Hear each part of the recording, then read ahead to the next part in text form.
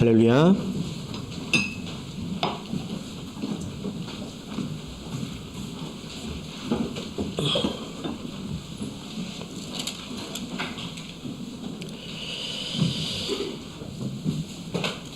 할렐루야. 예수 그리스도 이름으로 하나님 말씀 증거하겠습니다. 우리 다 같이 하나님 말씀 마태복음 18장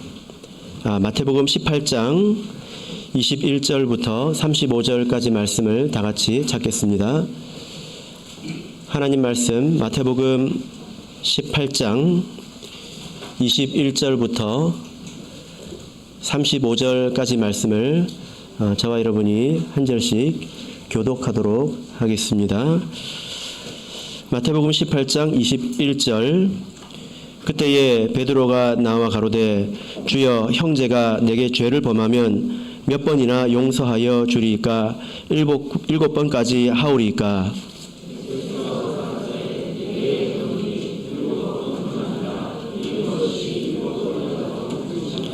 이러므로 천국은 그 종들과 회개하려 하던 어떤 임금과 같으니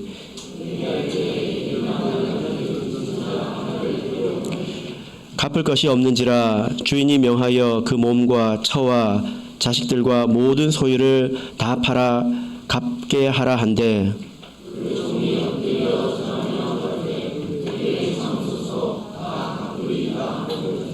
그 종의 주인이 불쌍히 여겨 놓아 보내며 그 빚을 탕감하여 주었더니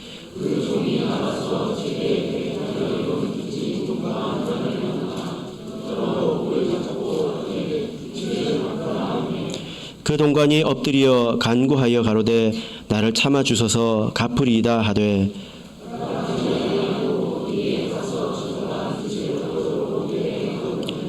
그 동관들이 그것을 보고 심히 민망하여 주인에게 가서 그 일을 다 고하니,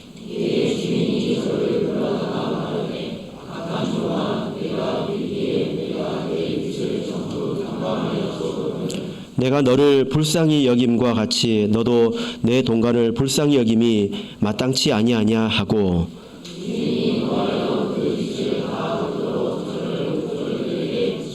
같이 읽겠습니다.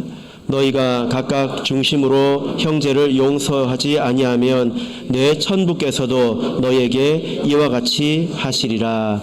아멘. 네, 오늘 이 시간은 중심으로 형제를 용서하라 라는 제목으로 하나님 말씀을 증거하겠습니다. 우리나라 안에 과거사 정리위원회라고 하는 기관이 있습니다.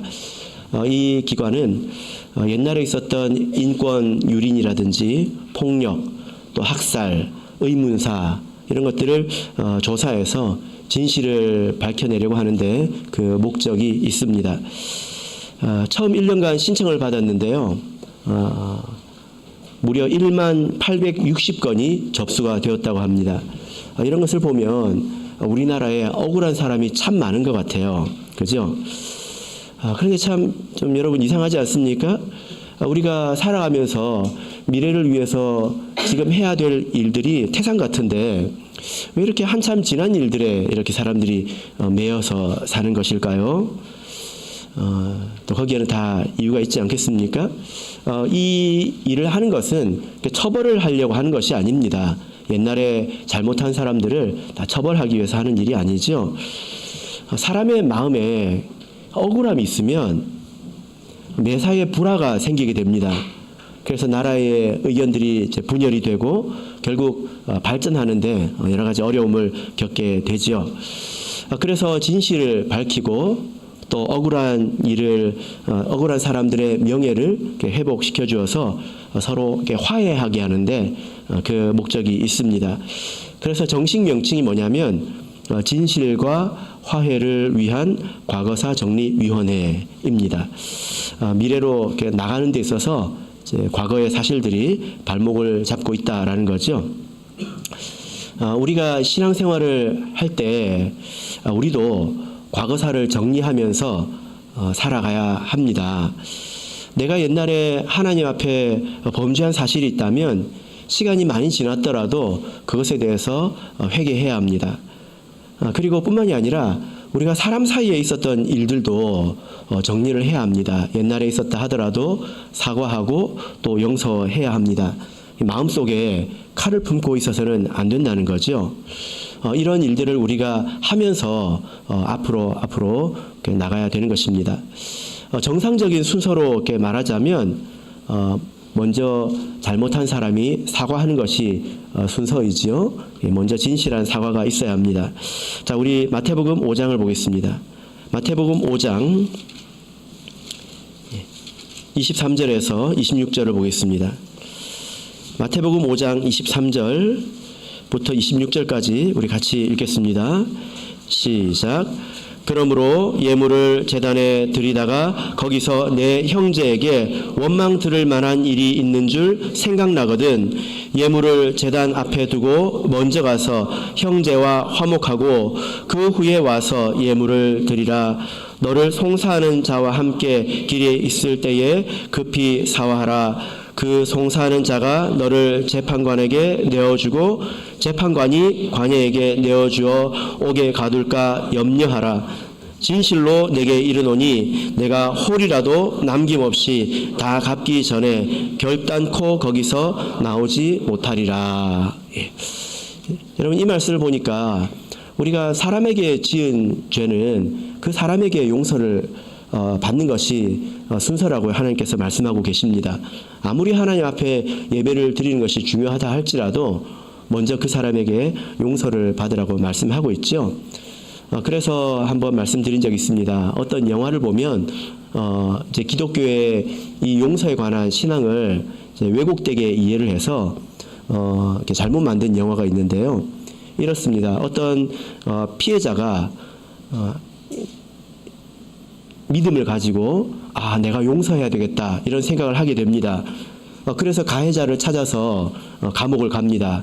왜 가죠? 용서하기 위해서 갑니다. 그래서 가해자를 면대하면서 내가 당신을 위해서 당신을 용서하러 왔다 이렇게 말을 하니까 그 가해자가 뭐라고 그러냐면 나는 당신에게 용서받을 필요가 없다.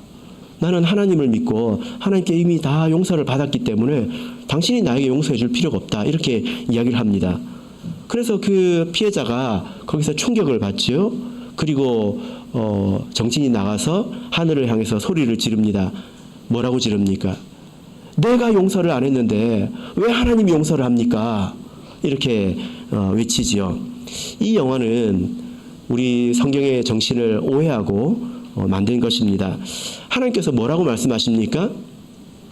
예, 먼저 용서를 받으라고 말하고 있지 않습니까? 죄의 빚을 한 홀이, 이 홀이라고 하는 것은 땡전 한 푼을 말합니다. 한 푼까지 다 남김없이 다 갚고 오라. 예, 이렇게 말씀을 하고 있습니다. 이것이 첫 번째입니다. 이렇게 진실한 사과가 있다라면 그 이후에는 진실한 용서가 뒤따라야 하겠지요. 우리 믿음 안에서는 사과하는 것도 의무이지만 용서하는 것도 하나님 앞에서 의무가 되겠습니다. 본문으로 돌아가서 우리 21절을 다시 읽어보겠습니다. 마태복음 18장 21절을 보겠습니다. 자, 21절 읽겠습니다. 시작. 그때에 베드로가 나와 가로되 주여 형제가 내게 죄를 범하면 몇 번이나 용서하여 주리이까 7번까지 하오리이까. 자, 여러분 여기서 베드로가 예수님께 무엇을 물었습니까? 질문을 우리가 주의해서 봐야 합니다. 형제가 나에게 죄를 범하면 몇 번까지 용서를 해줘야 됩니까? 7번이면 됩니까? 이렇게 질문을 했죠. 이 질문을 15절에 있는 질문과 혼동해서는 안 됩니다. 자, 15절을 보겠습니다. 여기서 예수님께서 이렇게 말씀을 하고 계시죠. 15절 읽겠습니다. 시작. 내 형제가 죄를 범하거든 가서 너와 그 사람과만 상대하여 권고하라. 만일 들으면 내가 내 형제를 얻은 것이요. 예. 15절에서는 어떤 상황을 말하고 있습니까? 예. 형제가 죄를 범하거든. 이 15절의 말씀과 18절의 21절의 이 질문이 같은 내용일까요? 다르죠. 그죠? 15절에서 말씀하시는 것은 그 사람이 하나님께 대하여 죄를 범했다는 것입니다. 하나님께 대하여 죄를 범했는데 여러분이 용서할 수 있습니까? 어떤 사람이 하나님께 죄를 범했는데 우리가 용서할 수 있습니까? 그럴 수 없지요. 그죠? 죄를 범한 대상에게 가서 용서를 받아야죠. 그래서 그런 사람들에게는 우리가 가서 뭐라고 말해야 되죠? 회개하라고, 돌이키라고 권면해야 합니다. 그래서 듣지 않으면 결국에는 세리와 이방인처럼 여기라 이렇게 말씀하고 있지 않습니까? 우리가 여기서 착각을 할 수 있는데요. 이런 일이 교회에 있을 수 있습니다. 어떤 사람이 하나님께 죄를 범했는데 뭐라고 말할 수 있을까요? 우리 참예수교회는 사랑의 종교이지 않습니까? 그러니까 우리가 사랑으로 용납하고 용서합시다. 이게 말이 안 맞는 거예요. 어떤 사람이 나에게 죄를 범했는데 저 사람이 이 사람을 용서할 수 있습니까? 그건 안 되는 일이잖아요. 그때는 우리가 회개하기를 권면해야 합니다. 그런데 지금 베드로가 묻는 것은 어떤 형제가 나에게 죄를 범했다는 거예요. 나에게. 하나님이 아니고 나에게 죄를 범하면 내가 몇 번까지 용서를 할 수 있습니까? 몇 번까지 내가 참아야 합니까? 이게 질문이에요. 왜 이것이 질문이 되냐면 우리가 구약 성경을 읽어보면 사실 구약 성경에는 용서하라고 하는 직접적인 명령이 없습니다. 그래요. 구약 성경을 읽어보면 용서하라 이런 명령이 없습니다. 왜 없을까요? 구약 성경은 좀 특별한 그 조건이 있습니다. 뭐냐면은 그 이스라엘이라고 하는 나라는 종교와 정치가 일치된 사회예요. 우리나라는 정치와 종교가 분리되어 있지 않습니까? 종교와 정치가 일치되어 있기 때문에 하나님 말씀으로 감옥에도 넣고 처벌도 해야 된단 말이에요. 그래야 나라가 이렇게 바로 서지 않습니까? 그런데 용서가 만약에 의무라면 어떤 일이 생길까요? 어떤 사람이 용서를 안 합니다. 그럼 어떻게 해야 될까요? 감옥에 집어넣어야 돼요. 그럼 사회가 많이 흔들리겠죠? 그죠? 그래서 구약 성경 안에는 용서하라고 하는 직접적인 명령은 없습니다. 그러나 성경은 사랑의 정신 또 용서의 정신이 있기 때문에 그 당시에 이스라엘의 선생들은 3번까지 용서하라고 가르쳤다고 합니다. 그런데 지금 베드로는 인심을 아주 후하게 쓰고 있죠. 몇 번까지 용서를 한다고 말하고 있습니까? 7번까지 용서를 하면 되겠느냐라고 물어보고 있습니다. 자, 이때 예수님께서 어떻게 말씀을 하시죠? 다시 한번 말씀드립니다. 이것은 하나님께 대해서 죄를 지은 것을 말하는 게 아니에요. 나에게 죄를 지은 것을 말합니다. 하나님께 죄를 지었는데 우리가 7번까지 용서할 수 있습니까? 안 되겠죠?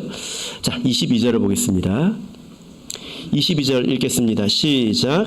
예수께서 가라사대 내게 이르노니 7번뿐 아니라 70번씩 7번이라도 할지니라.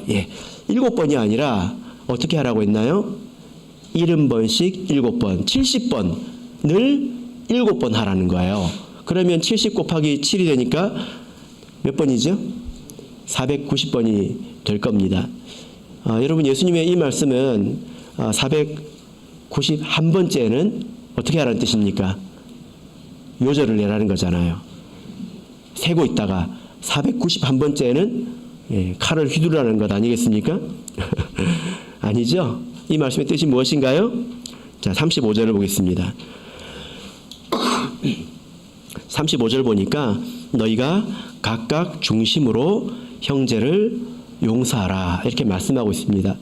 그래서 이것은 횟수의 문제를 말하는 것이 아니라 우리 마음의 중심에서 그를 용서하라라는 그런 뜻이 되겠습니다. 자, 여러분 우리는 이렇게 잘못을 하고 그리고 또 용서할 일들이 많이 있는데 어떻게 하는 것이 용서하는 것입니까? 용서하는 것은 어떻게 하는 거죠? 무엇을 하라는 것입니까? 용서라는 단어 있잖아요. 이 단어의 뜻이 뭘까요? 국어사전을 찾아서 한자를 보면 얼굴을 인자하게 하다 이런 뜻으로 되어 있습니다. 좀 막연하죠? 예전에 저는 이런 이야기를 들어본 적이 있습니다. 용서한다고 하는 것은 완전히 잊는 것이다. 잊어버리는 것이다. 그런 일이 있었어? 라고 하는 것이다. 라는 이야기를 들은 적이 있습니다. 그런데 잘 안 되죠. 왜 그럴까요? 잊으려고 하면 할수록 더 선명하게 생각이 납니다. 잊은 줄 알았는데 다시 생각이 납니다. 우리가 이렇게 용서라고 하는 것을 잘못 알고 있으면 실천할 수 없습니다. 그죠?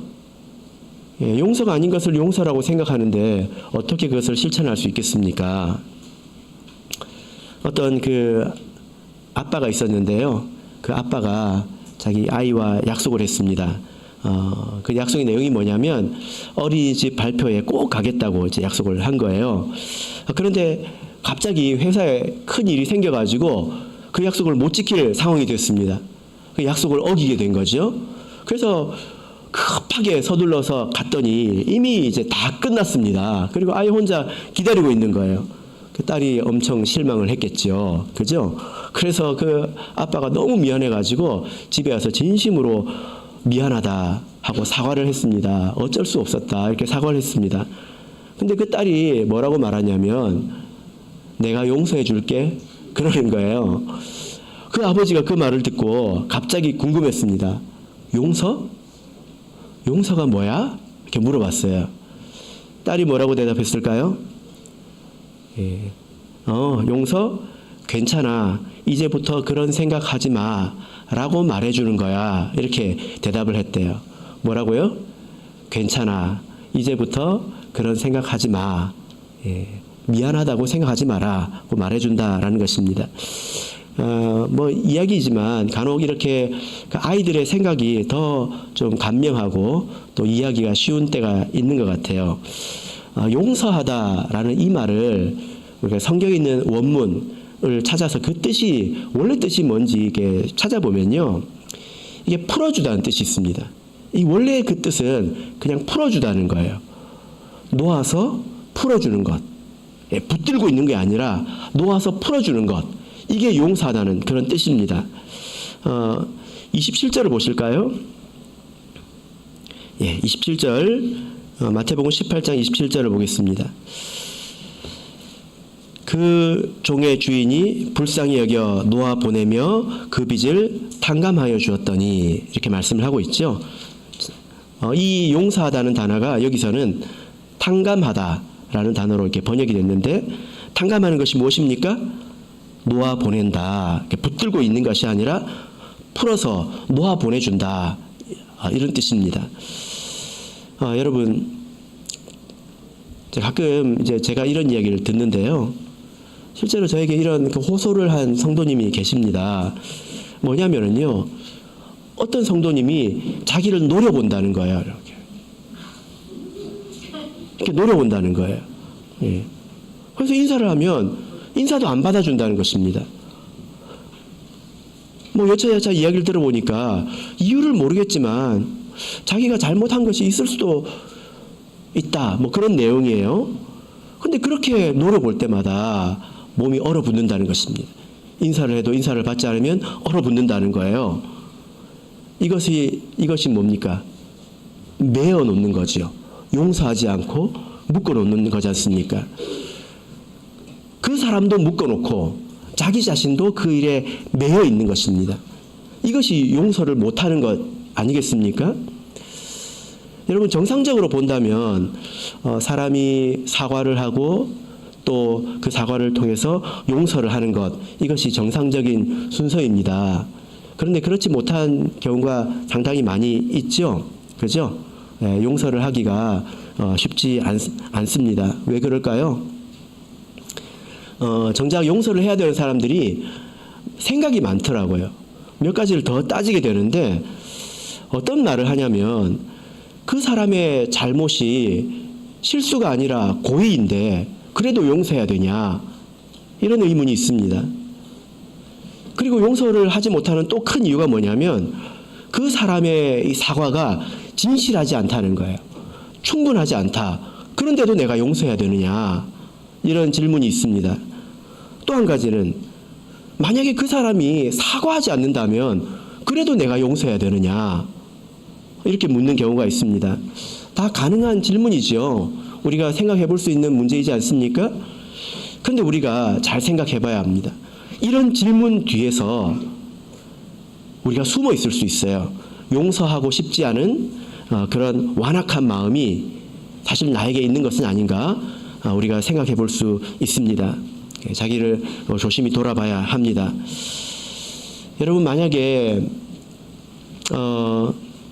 그 사람의 잘못이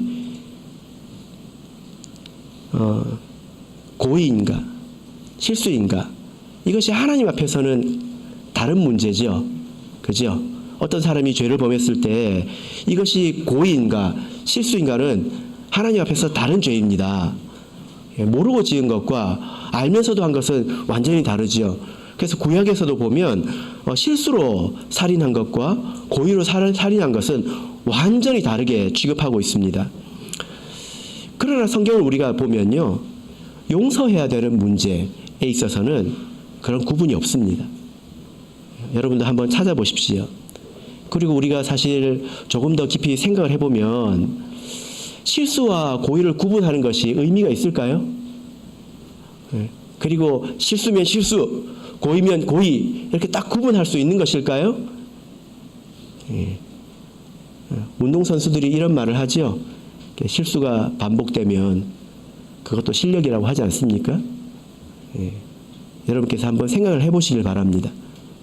나는 하나님 앞에서 실수를 하는 사람인가, 고의로 죄를 짓는 사람인가 한번 생각해 보세요. 이것이 큰 의미가 없습니다. 자, 그리고 우리 누가복음 17장을 보겠습니다. 누가복음 17장 4절을 보겠습니다.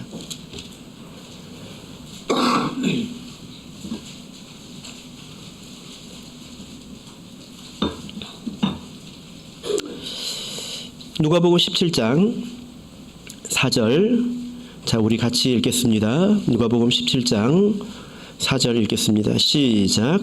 만일 하루 7번이라도 내게 죄를 얻고 7번 내게 돌아와 내가 회개하노라 하거든 너는 용서하라 하시더라. 자, 여러분, 어떤 사람이 하루에 똑같은 죄를 7번 저지르고 그리고 똑같이 사과한다면 그 사과가 진실하다고 말할 수 있을까요? 이것은 장난치는 것도 아니고 나를 약올리려고 하는 것도 아니고, 그 사과를 하면 더 열받지 않겠습니까? 그런데 예수님께서 뭐라고 말씀하십니까? 그런 생각을 하지 말라는 거예요. 그 사람이 하는 말을 받으라는 것입니다. 진실하다, 충분하다라고 하는 것이 사실 상당히 주관적인 것 아니겠습니까? 그래서 우리가 그런 점에 대해서 생각하면 수렁으로 빠져들게 됩니다. 여러분, 반대로 우리가 생각해야 합니다. 우리가 반대로 생각하면 사실 이 질문에 대한 답을 우리가 쉽게 얻을 수 있어요. 여러분, 한번 생각해 보세요. 내가 하나님 앞에서 회개 기도할 때 그 회개 기도는 충분합니까? 진실합니까? 하나님께서 충분하고 진실한 회개만을 받아주신다고 생각한다면 나는 용서받을 수 있을까요? 하나님께서 어떻게 나에게 해주시기를 원합니까? 내가 비록 깊이 깨닫지 못하고 내가 충분히 회개하지 못해도 하나님께서 나에게 자비를 베풀어 주시기 바라잖아요. 그럼 우리도 그와 같이 하는 것이 마땅하지 않느냐라는 것입니다. 그리고 우리 마가복음 11장을 보겠습니다. 마가복음 11장 25절을 보겠습니다. 마가복음 11장 25절,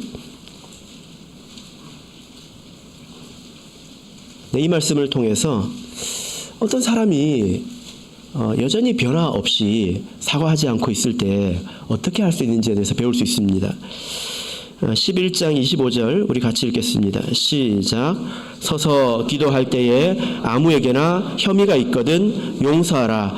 그리하여야 하늘에 계신 너희 아버지도 너희 허물을 사하여 주시리라.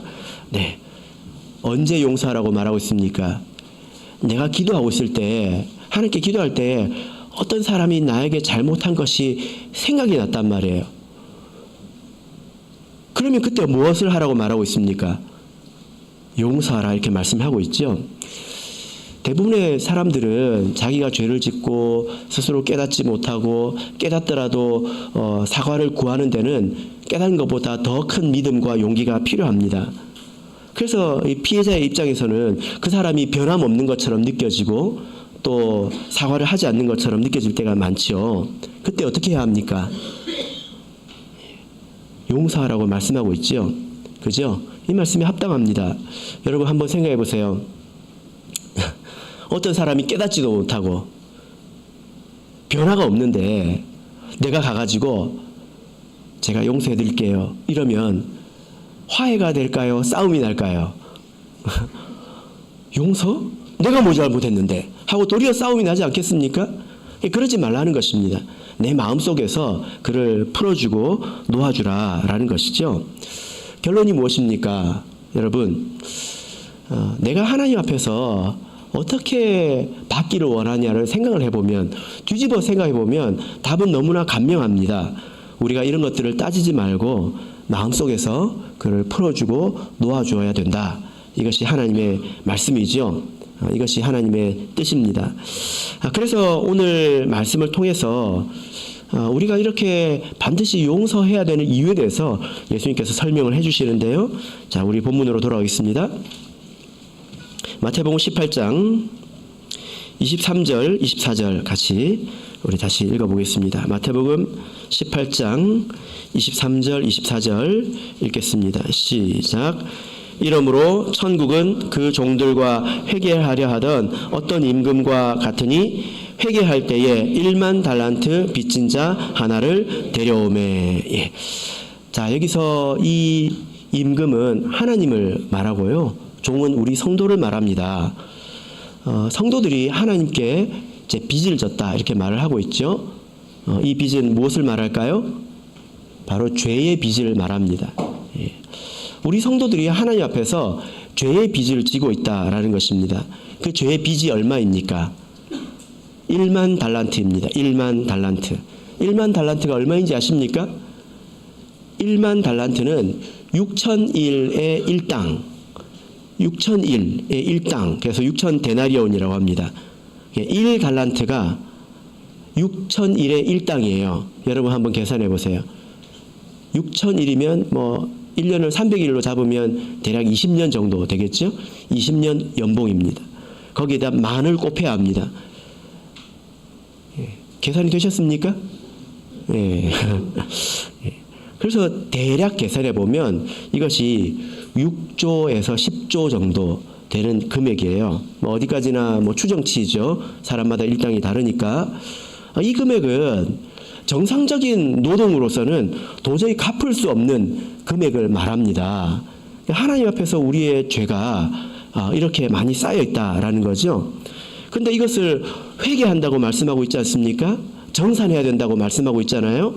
자, 25절, 26절 읽겠습니다. 25절, 26절 읽겠습니다. 시작. 갚을 것이 없는지라 주인이 명하여 그 몸과 처와 자식들과 모든 소유를 다 팔아 갚게 하라 한데 그 종이 엎드려 절하며 가로되 내게 참으소서 다 갚으리다 하거늘. 예. 여러분, 우리가 믿는 하나님은 공의로우신 하나님입니다. 정의로우신 분입니다. 그래서 하나님께서는 반드시 심판하십니다. 이때 이 종이 무엇이라고 말하고 있습니까? 그래서 다 갚으라고 말하고 있잖아요. 근데 이 종이 뭐라고 말하고 있습니까? 다 내게 참으소서 다 갚겠나이다 이렇게 말하고 있죠. 좀 기다려 주십시오. 내가 다 갚을게요. 이렇게 말하고 있습니다.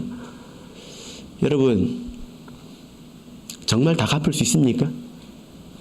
여러분, 지금부터 나가서 일을 하시면 6조 원, 10조 원 갚을 수 있습니까? 그러면 뭐라고 말해야 됩니까? 이 종의 입장에 생각해 보면 할 수 있냐 없냐를 떠나서 할 말은 이거밖에 없습니다. 그죠?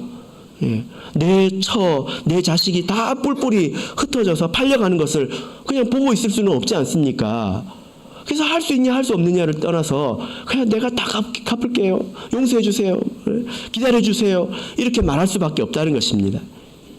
이게 말이 안 되지 않습니까? 그래서 27절 보겠습니다. 27절 읽겠습니다. 시작. 그 종의 주인이 불쌍히 여겨 놓아 보내며 그 빚을 탕감하여 주었더니, 예. 그것을 갚을 수 없다는 것을 임금이 누구보다도 잘 알기 때문에, 그리고 그 처와 자식을 잃어버린다라고 하는 것이 얼마나 고통스러운 것인지 알기 때문에 그 임금이 어떻게 여겼습니까? 예, 불쌍히 여겼습니다.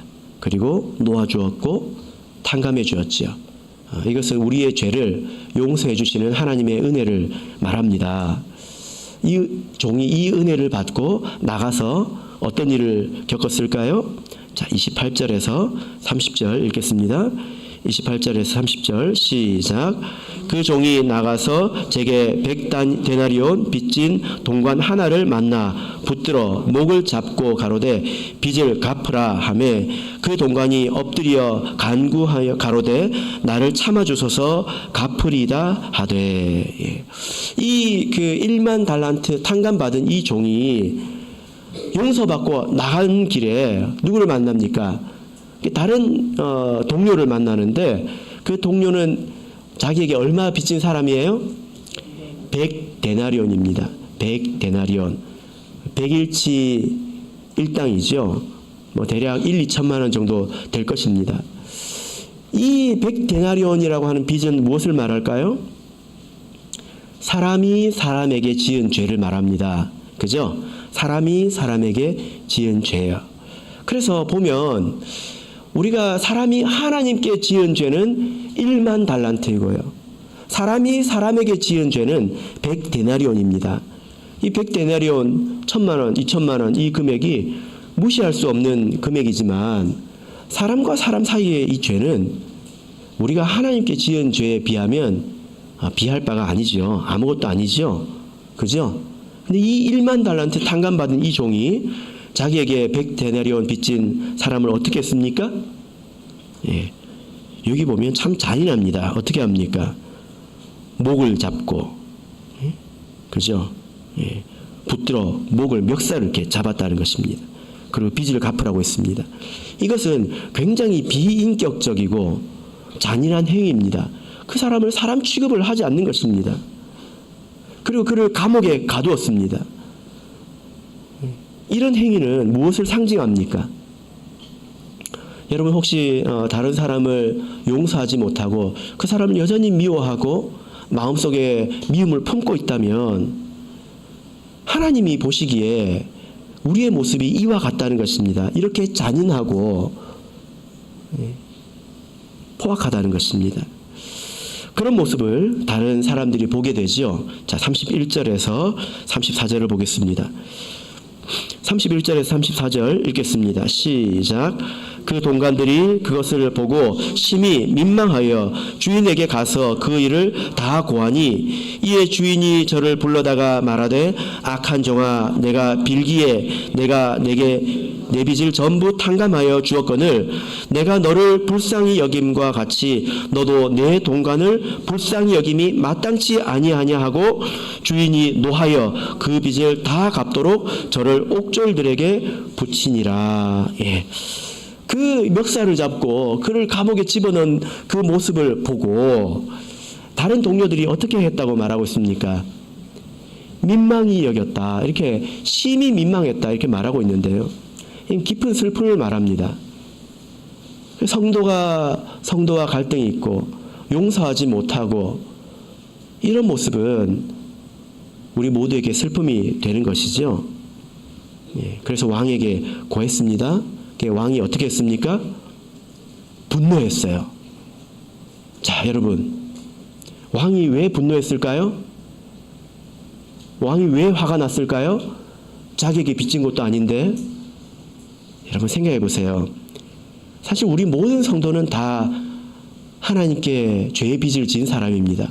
그리고 다 죄의 빚을 탕감받은 사람이죠. 그죠? 이 사람도 탕감받은 사람이고 이 사람도 탕감받은 사람입니다. 근데 이 사람을 감옥에 집어넣었다는 거예요. 하나님께서 용서해서 풀어놓았는데 다른 사람이 감옥에 집어넣었다는 거예요. 하나님께서 용서하시고 풀어놨는데 왜 다른 사람이 그 사람을 집어넣느냐 이 말입니다. 내가 풀어놓았는데 왜 네가 집어넣느냐. 너도 용서받았고 이 사람도 용서받았는데 왜 네가 이 사람을 집어넣느냐. 그래서 무엇이라고 말합니까? 내가 너를 불쌍히 여긴 것 같이 내가 이 사람도 불쌍히 여기는데 그러면 네가 이 사람을 불쌍히 여기는 것이 마땅하지 않느냐?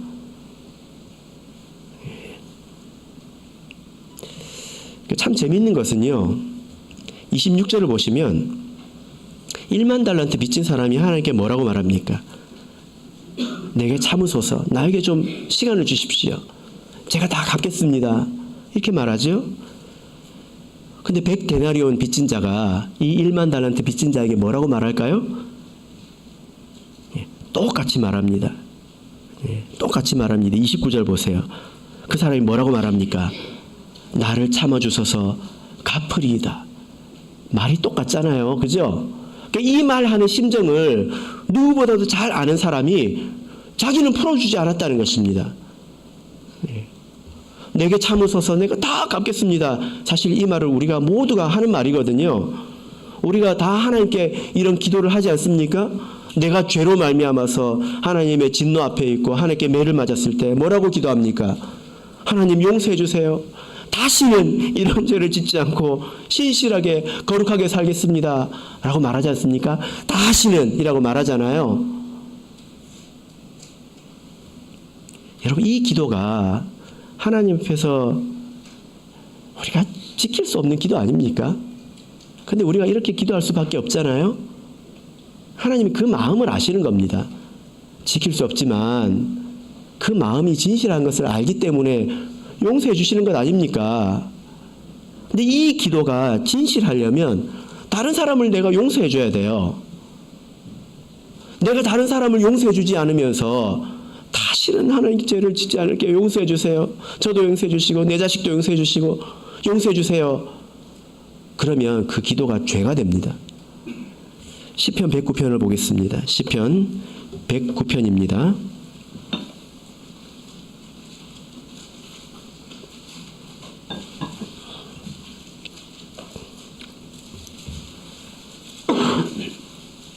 시편 109편 7절을 보겠습니다. 시편 109편 7절 우리 같이 읽겠습니다. 시작. 저가 판단을 받을 때에 죄를 지고 나오게 하시며 그 기도가 죄로 변케 하시며. 여러분 여기 놀라운 말씀이 있습니다. 기도가 죄로 변한다는 거예요. 하나님께서 들으실 뻔했던 그 기도가 죄가 된다는 것입니다. 바로 이런 경우를 말하지 않습니까? 내가 남을 용서하지 않는다면, 그러면서 내가 하나님께 회개 기도를 한다면 그 기도가 곧 하나님 앞에서 죄로 변하게 되는 것입니다. 여러분 그래서 우리가 용서를 구할 때, 회개에 대해서 배울 때 반드시 먼저 용서를 배우게 됩니다. 예수님께서 우리에게 회개하라고 가르치셨지요. 주기도문 가운데서. 근데 이 회개 앞에 무엇이 나옵니까? 우리가 우리에게 죄 지은 자를 사하여 준 것 같이 우리 죄를 사하여 주옵소서. 이렇게 기도하잖아요. 이렇게 기도해야 이 기도가 죄가 되지 않지. 자기는 용서해 주지 않으면서 내 죄는 용서해 주세요. 그럼 그 기도가 죄가 된다는 것입니다. 여러분 우리는 죄를 많이 짓습니다. 내가 죄를 짓는 것을 한번 생각해 보세요. 그러면 이 사람이라고 하는 이 존재가 죄라는 것 앞에서 얼마나 연약한지 그 한계를 절감하게 되지 않습니까? 죄와 싸워서 이기려고 하면 할수록 사람이 얼마나 연약한 존재인지 깨닫게 됩니다. 그렇게 깊은 절망을 느껴본 사람이 용서의 은혜를 크게 느끼지요. 그죠? 그리고 그런 사람이 다른 사람도 용서할 수 있습니다. 사람이 연약하지. 사람이 연약하니까 나도 죄를 짓고 저 사람도 연약하니까 저렇게 나에게 실수를 하는 거지. 그렇게 포용하게 된다는 것입니다. 여러분 그래서 우리가 주님, 저에게 참아주십시오. 제가 다시는 죄를 짓지 않겠습니다. 용납해 주시고 한 번만 용서해 주세요. 그 심정을 다른 사람에게도 적용할 수 있어야 합니다. 그러면 우리 마음이 넉넉해져요. 어떤 강도가 있었습니다. 강도는 도둑질하는 사람이잖아요. 총을 들고 어떤 집에 들어갔습니다. 그 주인이 깜짝 놀라가지고 깼습니다. 그럼 강도가 뭐라고 그럴까요? 손들어! 하지 않겠습니까? 손들어! 그러면 어떻게 해야 돼요? 손을 들어야 되잖아요. 근데 이 사람이 한 손만 들은 거예요. 무슨 이런 경우가 다 있어요. 손들라고! 그랬더니 이 주인이 뭐라고 그러냐면, 제가 50견이 있어가지고 50견이 있어가지고 그랬습니다. 그랬더니 강도가 갑자기 50견? 나도 그것 때문에 한참 고생을 했는데, 그러니까 주인이 그래요? 어떻게 났어요? 물어본 것입니다. 그래서 대화를 하기 시작했어요. 밤새도록 대화를 했습니다. 돈이 트고 서로 안부를 묻고 헤어졌습니다. 예. 제가 말하니까 유치하죠? 그죠? 예. 예. 아주 유명한 소설가 오 헨리라는 사람이 있습니다.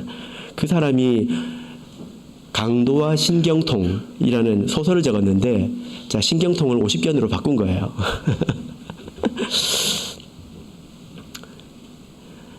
극단적으로 적대적인 관계였지 않습니까? 강도, 총을 든 사람과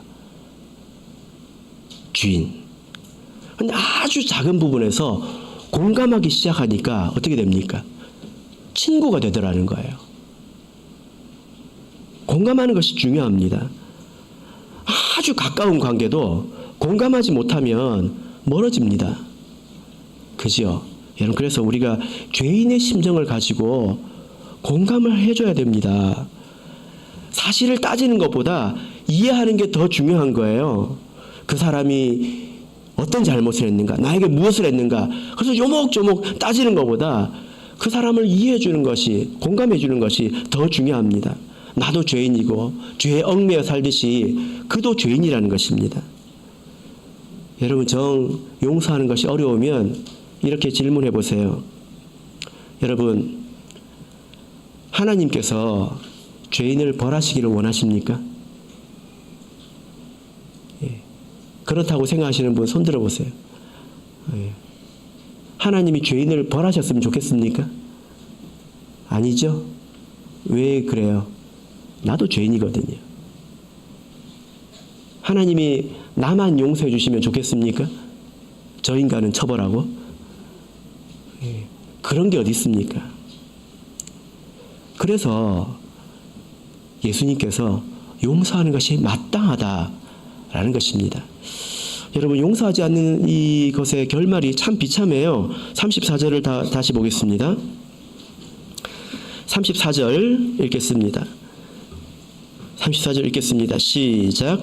주인이 노하여 그 빚을 다 갚도록 저를 옥졸들에게 붙이니라. 예. 그 빚을 다 갚을 때까지 어떻게 했습니까? 감옥에 가뒀다는 것입니다. 여러분, 한번 생각해 보세요. 밖에서 돈을 벌어도 못 갚는 빚인데 감옥에서 어떻게 갚습니까? 다 갚아라고, 갚을 때까지 감옥에 갇혀 있어라. 그러면 언제까지 감옥에 있어야 돼요? 언제까지? 예, 영원히. 언제까지요? 영원히. 예. 이것은 지옥의 형벌을 말합니다.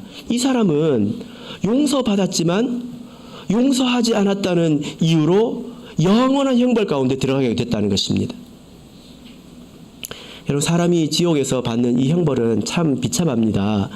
사람에게 오감이 있다고 말하지 않습니까? 이 오감이 다 고통스러운 곳입니다. 눈을 뜨면 처참한 광경이 눈에 들어옵니다. 도저히 볼 수 없는 그런 잔인한 장면들이 눈에 들어옵니다. 귀는 어떻습니까? 눈은 감으면 되지요. 그런데 귀에는 죄인들의 끔찍한 비명소리, 도저히 견딜 수 없는, 들을 수 없는 어린아이와 어른들의 비명소리가 귀에 들어옵니다. 코는 어떻습니까? 예. 아주 뜨거운 열기와 송장 썩는 것보다 더 심한 그런 악취가 코로 흘러 들어옵니다. 그리고 피부는 어떻습니까? 불에 타는 고통으로 견딜 수가 없습니다. 입은 어떤가요? 입에서 노래가 나올까요? 예. 비명이 끊이지 않는 것입니다. 이것을 영원히 겪는 것이 지옥의 형벌이잖아요. 그죠? 이런 형벌 가운데로 들어가게 되는 이유가 무엇입니까? 용서받았으나 용서하지 않았기 때문에 여기로 들어가게 되는 것입니다. 여러분, 그래서 우리가 용서해야 합니다. 이 비유의 결론이 무엇입니까? 35절 보겠습니다. 35절 말씀을 다시 읽겠습니다. 시작. 너희가 각각 중심으로 형제를 용서하지 아니하면 내 천부께서도 너희에게 이와 같이 하시리라. 어떻게 하라고 말씀하십니까? 중심으로 형제를 용서하라. 예. 이것은 야, 네가 좀 마음을 넓게 가져라 하고 우리의 자비를 부탁하는 게 아닙니다. 네가 좀 그렇게 좀 해줘 하고 하나님께서 부탁하시는 말씀입니까? 예. 이것은 우리의 죄를 용서하신 하나님의 명령입니다. 네가 용서하지 않으면 나도 너를 용서하지 않겠다 하고 명령하시는 것입니다. 그래서 우리가 용서받았기 때문에 용서하는 것이고, 용서받기 위해서 우리는 용서하고 또 용납하는 것입니다. 그러나 여러분, 이것이 절대로 억지스러운 게 아니에요. 억지스러운 게 아니에요. 내가 더 큰 것을 탕감받았기 때문에 내가 기쁘고 넉넉한 마음으로 다른 사람을 용서해 줄 수 있는 것입니다. 이것은 기쁨으로 되는 것이지 억지로 하는 일은 아니죠. 그죠? 우리 다 같이 에베소서를 보겠습니다. 에베소서 4장 32절을 보겠습니다.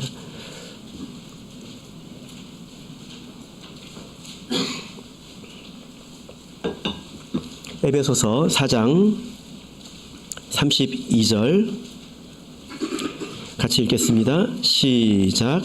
서로 인자하게 하며 불쌍히 여기며 서로 용서하기를 하나님이 그리스도 안에서 너희를 용서하심과 같이 하라.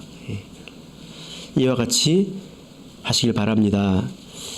간혹 어떤 성도님들이 저를 어떻게 생각하냐면 과거사 정리위원회로 생각하시는 경우가 있어요. 10년 전, 20년 전으로 저를 소환하려고 합니다. 예, 그러면 저는 어떻게 할까요? 예, 거절하지요. 예, 저는 그렇게 하지 않습니다.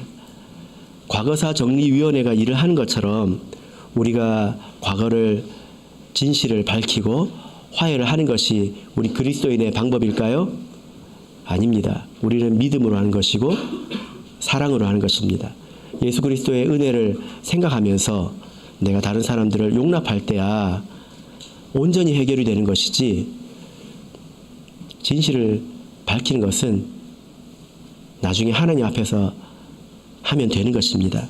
바라옵기는 오늘 이 말씀을 기억하시면서 하나님께서 우리를 용납하신 것처럼 여러분들께서도 다른 사람을 용납하시고 풀어 놓아주시기를 예수 그리스도 이름으로 축복합니다. 우리 다 같이 찬송하겠습니다. 518장 찬송하겠습니다.